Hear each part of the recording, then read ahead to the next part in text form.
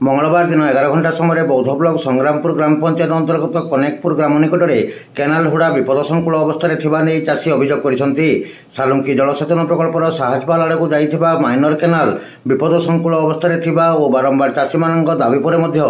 जून मास शेष सप्ताह पर्यंत मरामती हो नथिबा हेतु चाषी असंतोष प्रकाश करिसेंती। गत वर्ष मध्य मौसुमी ऋतु में उक्त स्थान में केनाल भांगी बहु चाष जमी धोई नहीं और तलमुंड को पानी पहुंचारे अंतराय सृष्टि होता। तेणु तुरंत मरामती चाषी दाबी करिसेंती। कनेकपुर केनाल पाखे गोटे घाई हो जाइए से घाई जलसेचन विभाग कौन सी दृष्टि देना जेने नाई मरामती हेबा थिले मध्य से जगार जलसेचन विभाग काम कर प्रकृति जेने घाई बासी जाइए घाई हो जाटा ताने से काम करूना दुखर कथा जेने काम ना से मरामती करके फल्स करके खाई दूसरी प्रशासन से तुरंत दृष्टि दे करूँ से घाईटा करूँ साहजपाल कनेकपुर पाखे।